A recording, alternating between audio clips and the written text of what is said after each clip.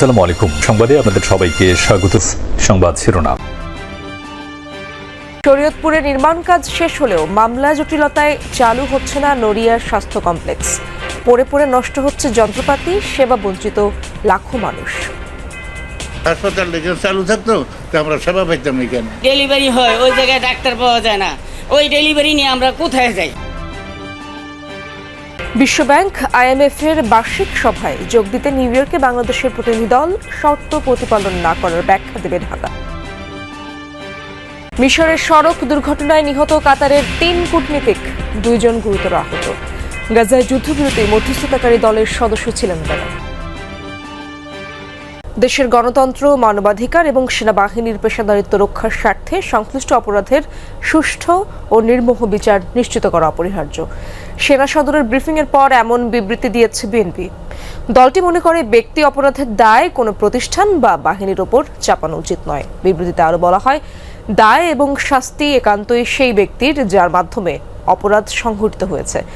দলটি আরও দাবি করে, ফ্যাসিবাদী শাসনামলে সবচেয়ে বেশি গুম, খুন ও নিপীড়নের শিকার হয়েছে বিএনপির নেতাকর্মীরা। সেই অভিজ্ঞতা থেকেই দলটি দৃঢ়ভাবে বিশ্বাস করে প্রতিটি মানবাধিকার লঙ্ঘনের বিচার হওয়া উচিত। নির্মাণ কাজ শেষ হয়েছে 1 বছর আগে, অথচ মামলা জটিলতায় এখনও চিকিৎসা সেবা চালু করতে পারেনি শরীয়তপুরের 50 শয্যার নড়িয়া উপজেলা স্বাস্থ্য কমপ্লেক্স। আধুনিক সব সুবিধা থাকা সত্ত্বেও উদ্বোধন না হওয়ায় বঞ্চিত হচ্ছেন লাখো মানুষ। অলস পড়ে থেকে নষ্ট হচ্ছে যন্ত্রপাতি, ক্ষতিগ্রস্ত হচ্ছে নবনির্মিত ভবন। সমস্যার সমাধান করে দ্রুত হাসপাতালটি চালুর কথা জানিয়েছে প্রশাসন। 5 শয্যার ICU ইউনিট, ECG, এক্স-রে এবং আলট্রাসোনোগ্রামের ব্যবস্থা রয়েছে আধুনিক এই ভবনে। রয়েছে শীতাতাপ নিয়ন্ত্রিত কক্ষ, CCTV ক্যামেরাও। তবে মামলা জটিলতায় 1 বছরেরও বেশি সময় ধরে তালাবদ্ধ পড়ে আছে হাসপাতালটি।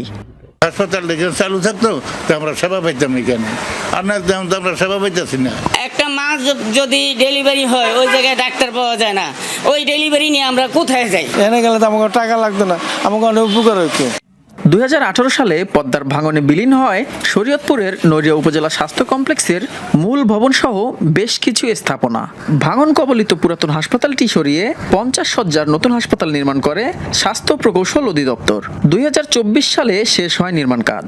তবে সেবা কেন্দ্রটি সরিয়ে না নিতে উচ্চ আদালতে রিট করেন স্থানীয় এক আইনজীবী। এরপর থেকেই শুরু হয় বিড়ম্বনা। নতুন যে উপজেলা স্বাস্থ্য কমপ্লেক্স তৈরি হয়েছে ওইখানে তো 50 বেডই থাকবে। ওইখানের পরিবেশও ভালো, আমরা যদি যেতে পারি অবশ্যই রোগীরা একটু ভালো ফ্যাসিলিটিস পাবে এখানে। যে আমাদের কমপক্ষে হলে 20 শয্যা বিশিষ্ট একটা হাসপাতাল প্রজ্ঞাপন করে আমাদেরকে দিয়ে এটাও চালু থাকবে, ওইটাও উদ্বোধন হবে, আমাদের কোনো আপত্তি নেই। 6 একর জমির উপর 51 কোটি টাকা ব্যয় নির্মিত হয় আধুনিক 50 শয্যার উপজেলা স্বাস্থ্য কমপ্লেক্স। আধুনিক সুযোগ সুবিধা থাকা সত্ত্বেও উদ্বোধন না হওয়ায় উন্নত চিকিৎসা থেকে বঞ্চিত হচ্ছে লাখো মানুষ। ওখানে আমরা যেতে পারতাম, তবে প্রতিটা জিনিসগুলো আমরা ইনস্টল করে ব্যবহার করা যেত। একটা বছর ধরে আমরা এখানে 2 জন সিকিউরিটি গার্ড আমরা ডিউটি করতেছি। কর্মকর্তারা তারা উপরে উপরে দৌড়াদৌড়ি করতেছে, কোনো সমাধান এখন তারই হয়নি। যে টাকা আমরা ভাড়া দিয়ে শরীয়তপুর যেতাম সেই টাকা দিয়ে অর্ধেক টাকা দিয়ে আমরা এখানে সেবা পাইতাম। আমাকে ওই হাসপাতালে যেভাবে চালু করার ব্যবস্থা করে দেন। মামলা জটিলতা কাটিয়ে দ্রুত সময়ের মধ্যে হাসপাতালটি চালুর কথা জানিয়েছে প্রশাসন। 10 থেকে 15,000 লোকের স্বার্থের কারণে আমরা পুরো 2,60,000 জনগণ বঞ্চিত হচ্ছি। তো সমস্ত বিষয়ে আমরা মহামান্য হাইকোর্টের নজরে আমরা আনার চেষ্টা করব ইনশাল্লাহ। আমাদের চেষ্টা থাকবে যে খুব শীঘ্রই এই রিটের বিষয়টা নিষ্পত্তি হবে। জটিলতা কবে কাটবে, কবে খুলবে নড়িয়ার আধুনিক হাসপাতালের দরজা, এমন প্রশ্নের উত্তরই খুঁজছেন স্থানীয়রা। দেশের শিশুদের টাইফয়েড থেকে সুরক্ষা দিতে আজ থেকে শুরু হচ্ছে জাতীয় টাইফয়েড টিকাদান ক্যাম্পেইন। মাসব্যাপী এই কর্মসূচিতে 9 মাস থেকে 15 বছরের কম বয়সী প্রায় 5 কোটি শিশুকে বিনামূল্যে ভ্যাকসিন দেওয়া হবে। স্বাস্থ্য ও পরিবার কল্যাণ মন্ত্রণালয়ের জনসংযোগ কর্মকর্তা মাহমুদুল হাসান এক সংবাদ বিজ্ঞপ্তিতে এই তথ্য জানান। তিনি বলেন, আজিমপুরের স্যার সলিমুল্লাহ মুসলিম এতিমখানা কেন্দ্রে টাইফয়েড টিকাদান ক্যাম্পেইনের উদ্বোধন হবে। অনুষ্ঠানে প্রধান অতিথি হিসেবে উপস্থিত থাকবেন স্বাস্থ্য ও পরিবার কল্যাণ উপদেষ্টা নূরজাহান বেগম। অনলাইনের পাশাপাশি জন্ম সনদ ছাড়া ম্যানুয়াল পদ্ধতিতেও এই টিকার জন্য রেজিস্ট্রেশন করা যাবে। এখন পর্যন্ত 1,68,00,000 মানুষ রেজিস্ট্রেশন করেছে। 12 থেকে 30 অক্টোবর নিকটস্থ স্কুল এবং 1 থেকে 13 নভেম্বর টিকা দেওয়া যাবে কমিউনিটি ক্লিনিকে। বিশ্বব্যাংকের বার্ষিক সম্মেলনে যোগ দিতে যুক্তরাষ্ট্র পৌঁছেছে বাংলাদেশি প্রতিনিধি দল। নেতৃত্ব দিচ্ছেন অর্থ উপদেষ্টা ডক্টর সালেহুদ্দিন আহমেদ। আলোচনায় গুরুত্ব পাবে ঋণের কিস্তি ছাড়ের প্রসঙ্গ, তবে শর্ত পূরণ নিয়েও দিতে হবে ব্যাখ্যা। সেজন্য প্রস্তুতিও নিয়েছে বাংলাদেশ। বিশ্লেষকরা জানান, বেশিরভাগ শর্ত পরিপালন হলেও রাজস্ব আদায়ে অগ্রগতি কম। বর্তমান পরিস্থিতি তুলে ধরে সময় চাইতে হবে। বাংলাদেশের জন্য 2023 সালে $470 কোটি ঋণ অনুমোদন করে IMF। জুড়ে দেওয়া হয় একাধিক শর্ত। এই পর্যন্ত ছাড় হয়েছে ঋণের 5টি কিস্তি। যুক্তরাষ্ট্রের ওয়াশিংটন ডিসিতে শুরু হচ্ছে IMF বিশ্বব্যাংকের বার্ষিক বৈঠক। অংশ নিতে যুক্তরাষ্ট্রে পৌঁছেছেন অর্থ উপদেষ্টার নেতৃত্বে 12 সদস্যের প্রতিনিধি দল। Delegation deputy head Bangladesh bank governor doctor Ahsan ইস মনসুর। 13 থেকে 18 অক্টোবর এই 5 দিনের বৈঠকে গুরুত্ব পাবে বৈশ্বিক ঋণ পরিস্থিতি, শর্ত, সংস্থার সক্ষমতা সহ নানা প্রসঙ্গ। তবে বাংলাদেশের ঋণ প্রসঙ্গ নিয়েও হবে একাধিক বৈঠক। প্রথমে $470 কোটি ঋণ চুক্তি করে বাংলাদেশ, পরে কিছুটা বৃদ্ধি পায় ঋণের অঙ্ক। এখন মোট ঋণ দাঁড়িয়েছে $550 কোটি। জুন পর্যন্ত ছাড় হয়েছে $360 কোটি।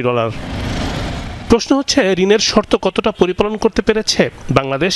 রিজার্ভ, বাজেট ঘাটতি সহ কয়েকটি শর্ত পূরণ হলেও অভ্যন্তরীণ আয়ে তেমন সাফল্য নেই। এনবিআরের সংস্কার চলমান থাকলেও বাড়েনি রাজস্ব আদায়।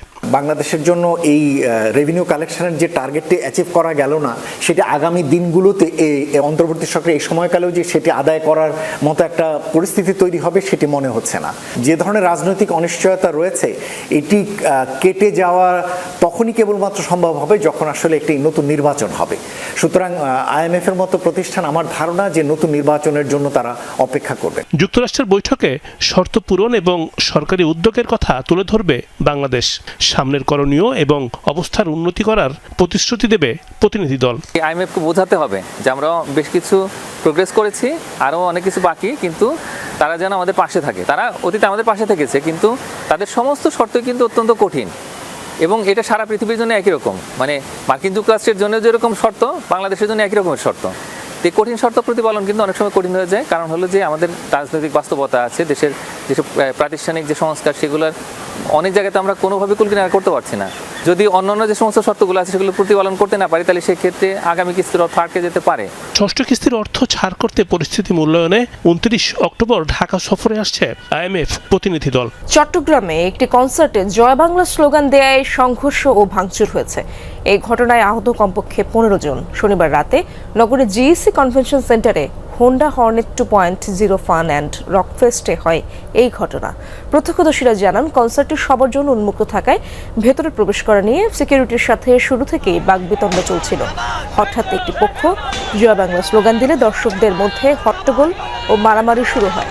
এ সময় ভেন্যুর জানালা ভাঙচুর ও আয়োজকদের ব্যানার ফেস্টুন ছিঁড়ে ফেলা হয়। অবস্থার অবনতি হলে স্টেজ থেকে নেমে যায় ব্যান্ড দলগুলো। পরে পরিস্থিতি নিয়ন্ত্রণে পুলিশ লাঠিচার্জ ও ফাঁকা গুলি করে। এতে শরীফ নামে এক ব্যক্তি গুলিবিদ্ধ হয় এবং 15 জন আহত হয়। তারা নগরের বিভিন্ন হাসপাতালে চিকিৎসাধীন রয়েছে। ঘটনার সাথে জড়িত 12 থেকে 15 জনকে আটক করেছে পুলিশ। এই ঘটনার জেরে GEC মোড় এলাকায় প্রায় আধ ঘন্টা যান চলাচল বন্ধ।